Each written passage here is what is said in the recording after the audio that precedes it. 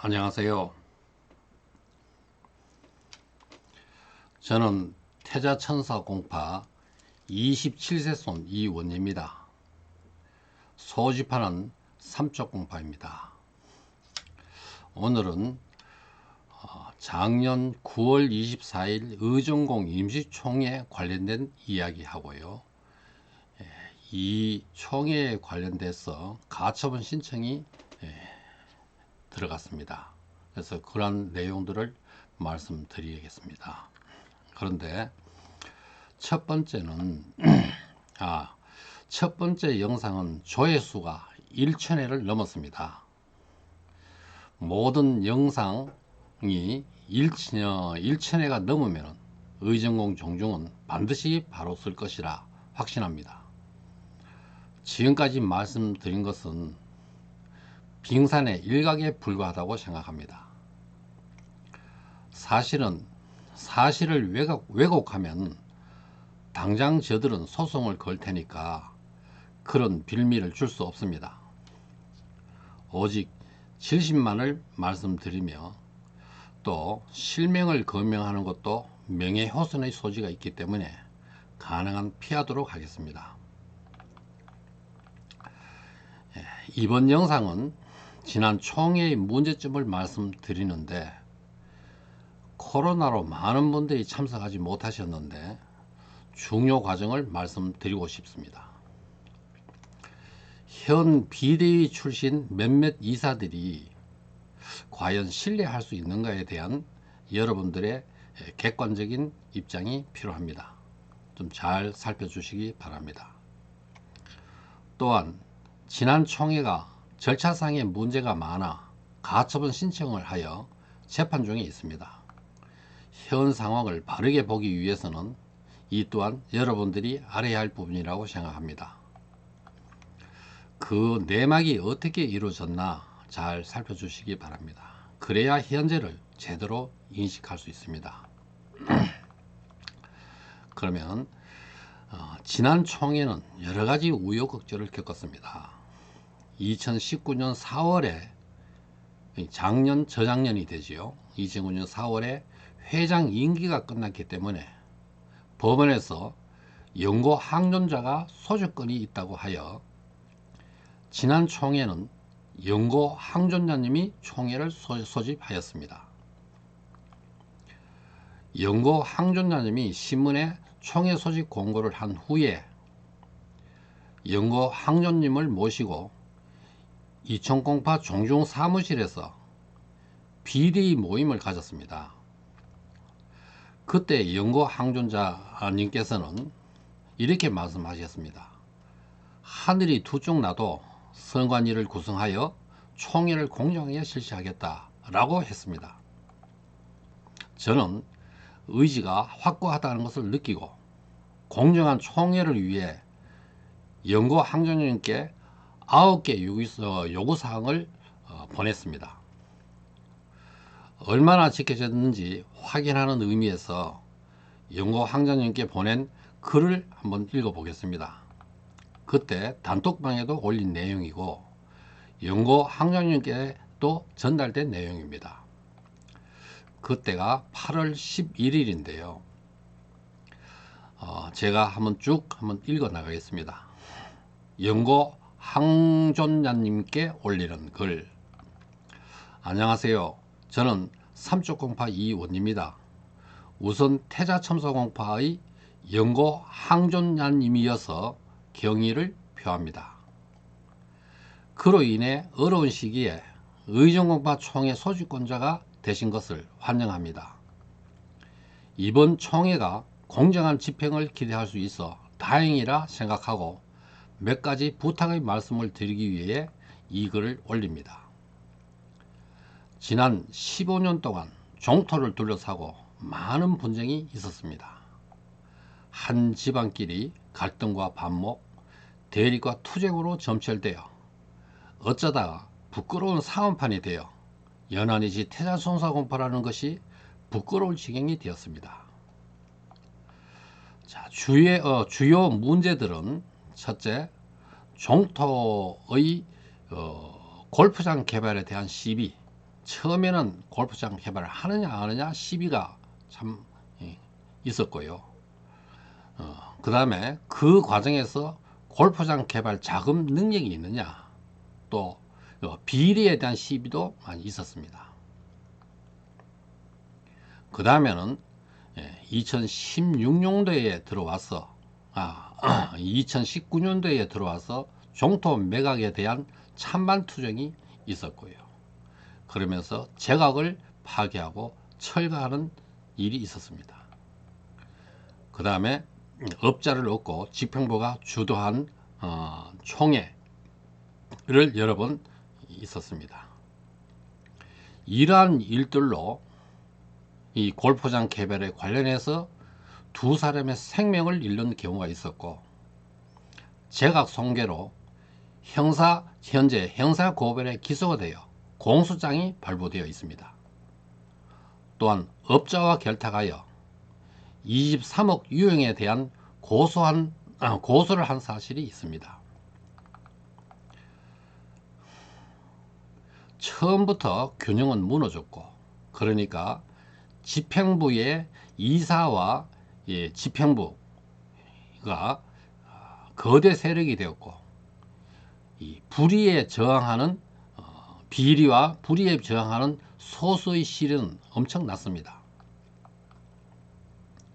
이번에 총회를 공명정대하게 치러서 갈등의 고리를 끊어내고 종중을 바로 세워 화합과 화목의 계기가 되기를 기대합니다.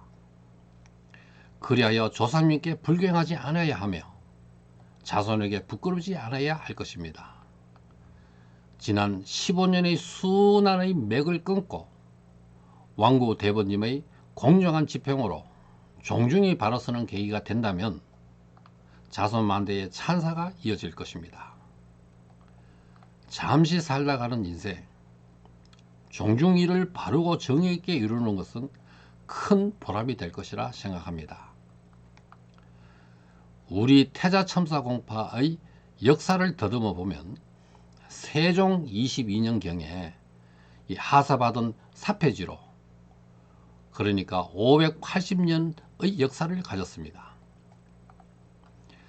조선 초기에 연안이시 태자첨사공파에서 큰 역할을 하셔서 30만 평이라는 큰 유산을 남기셨고, 역대 선녀님들이 잘 보존해온 종토입니다. 조선 중후기와 일제 강점기에 선조님들은 어려움이 있을 때마다 종토 보존을 위해 많은 어려움들을 극복했음을 알 수 있습니다.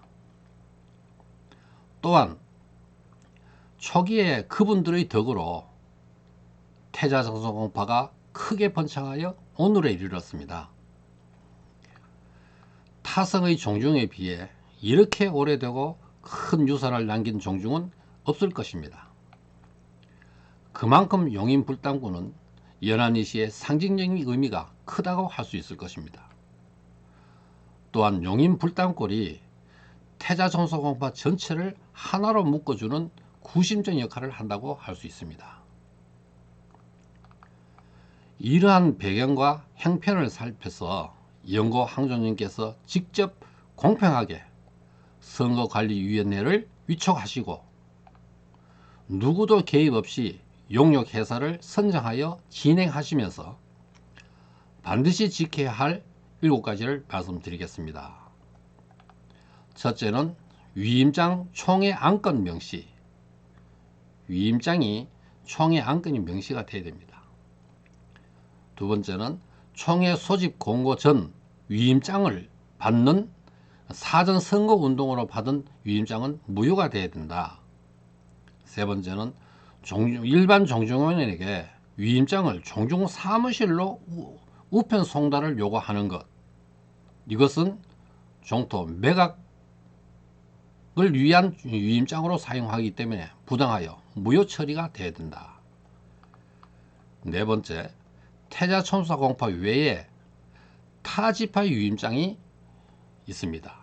이 족보 사본을 대조해서 가려내야 될 것입니다. 과거에는 사전 접수가 자꾸 해왔는데 이 사전 접수가 없어야 된다. 그 다음에 중요한 것은 동일인이 2인 이상의 서류를 중복하여 첨부하는 문제, 이 중복 확인을 해야 됩니다. 가장 중요한 부분인데요. 그리고 총회 당일 공정한 진행, 공정한 집행이 필요하다, 이런 겁니다.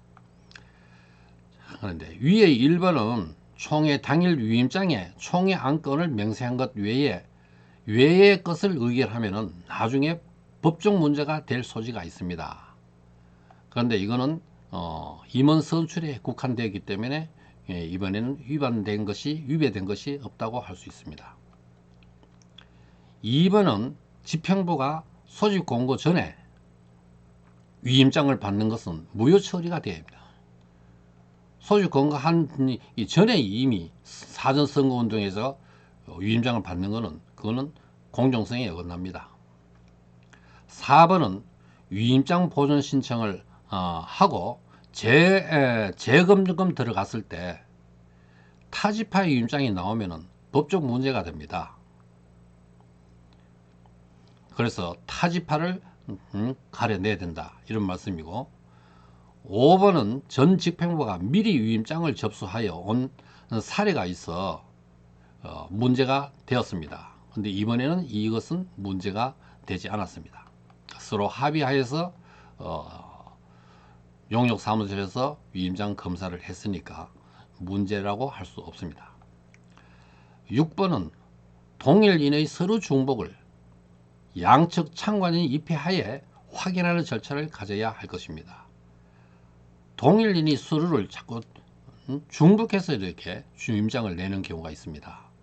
그러려면 이걸 컴퓨터로 엑셀 작업을 할 때 중복하는 것을 양측 참관인이 입회하에서 확인하는 절차를 가져야 된다, 이런 말씀입니다.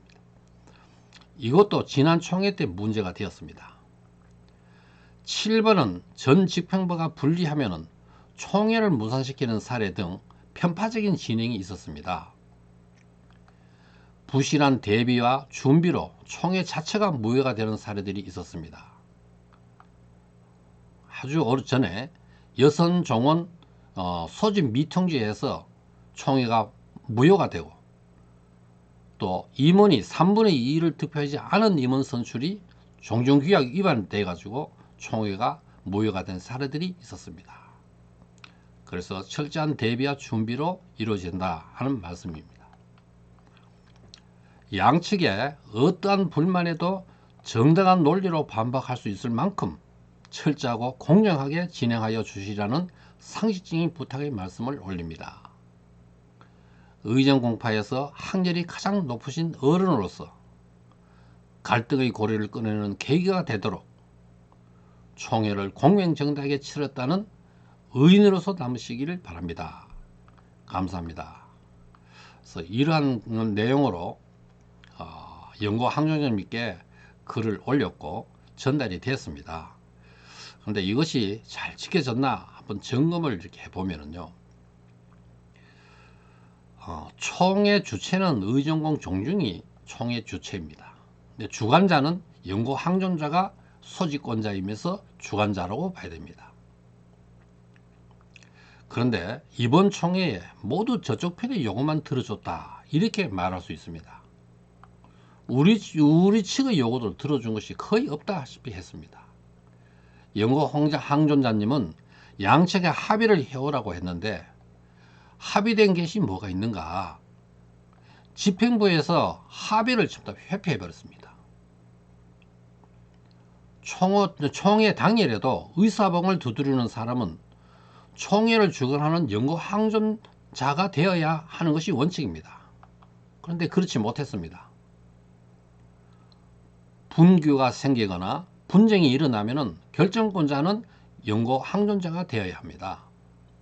그런데 개선회만 하고 총회장을 떠난 것은 말이 안 된다고 생각합니다. 직무유기에 해당한다고 봅니다.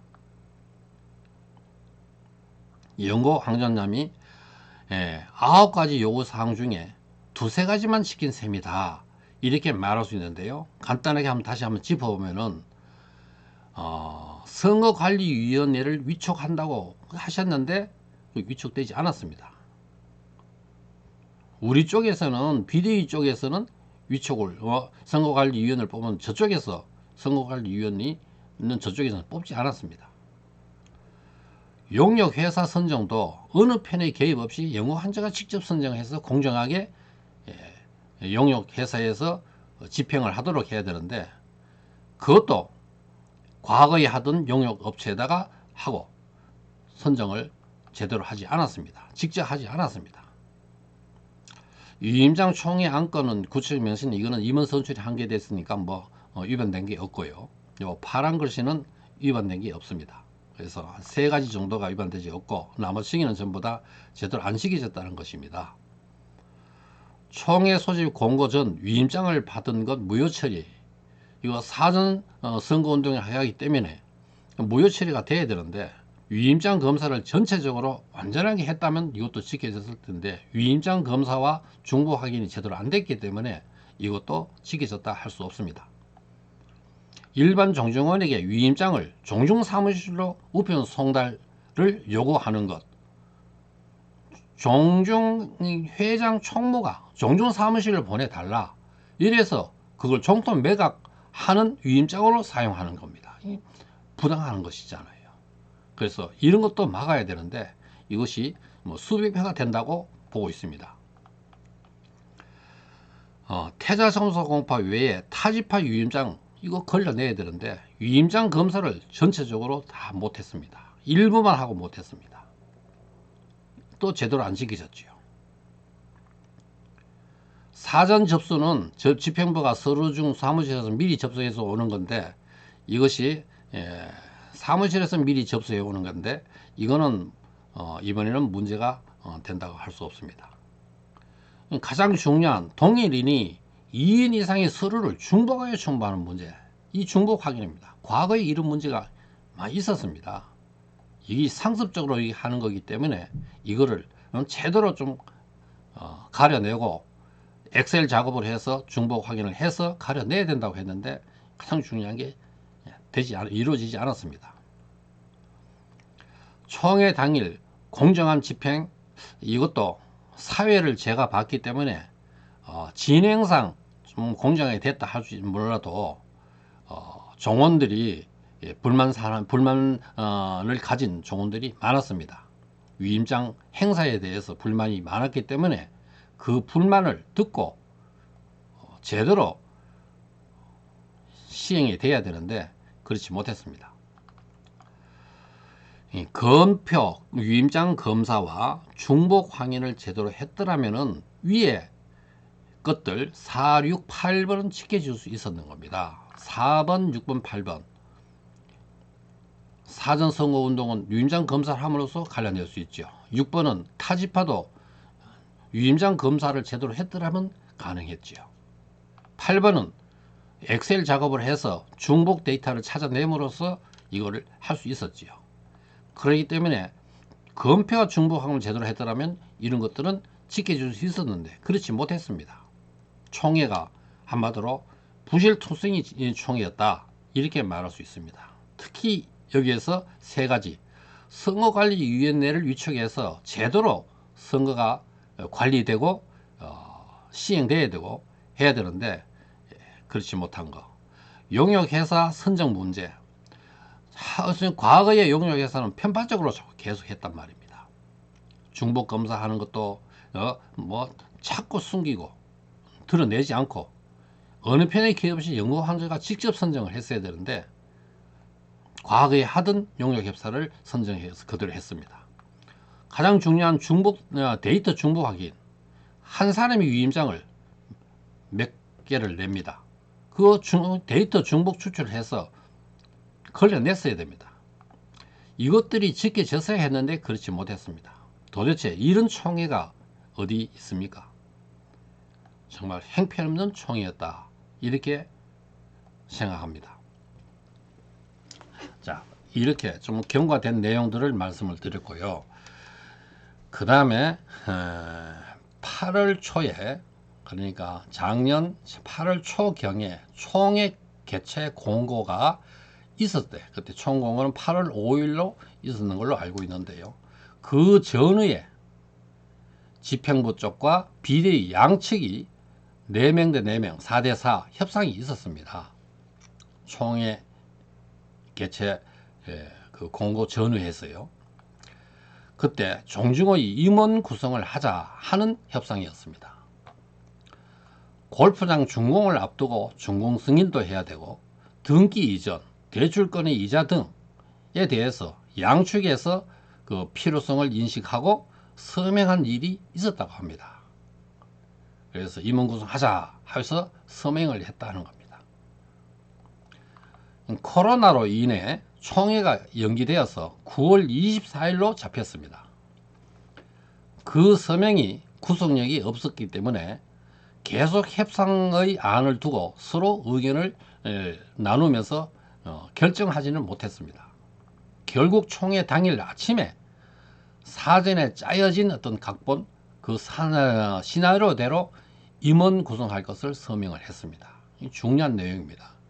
총회 당일 아침에 임원 구성을 이 각본을 대로 임원 구성할 것을 서명했다. 굉장히 중요한 내용입니다. 합의 각서는 요거는 들은 내용으로 가지고 제가 만들었는데 약 한 5줄 합의 각서 5줄밖에 없었다. 이 어떤 협상위원이 그렇게 말을 했습니다. 그리고 그 말을 그대로 인용을 하면은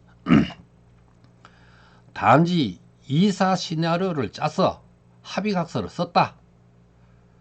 비대위 회장하고 다 같이 가서 비대위 회장하고 다 같이 가서 합의 본 내용이다.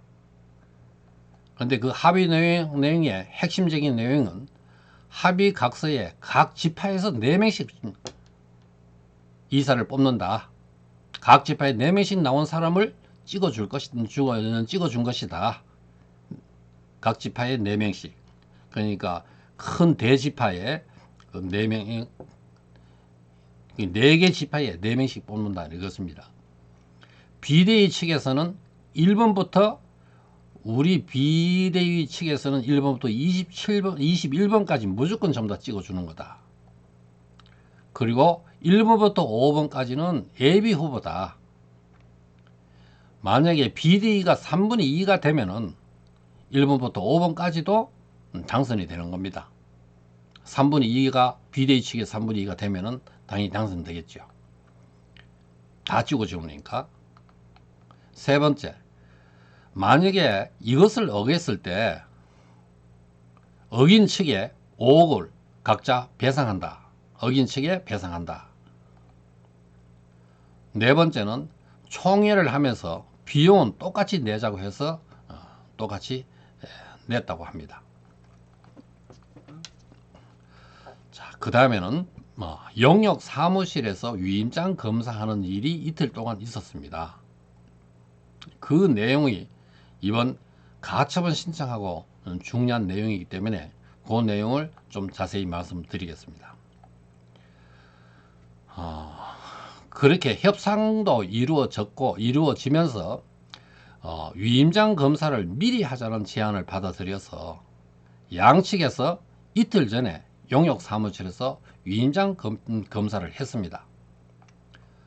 코로나로 총회장에 오래 머물러 있을 수 없어서 시간을 단축하기 위해서 하자 했고, 또 의도적인 부정파가 의심이 되기도 했습니다. 타지파나 총회 공고전의 위임장이라든가 고의적으로 부정파가 많이 있지 않을까 그런 의심도 했고요. 서로의 위임장을 얼마나 가지고 있는지 확인하는 의미도 아마 있었을 것입니다. 여기서 가처분 신청과 관련된 내용이라 좀 자세히 말씀을 드려야 되는데요.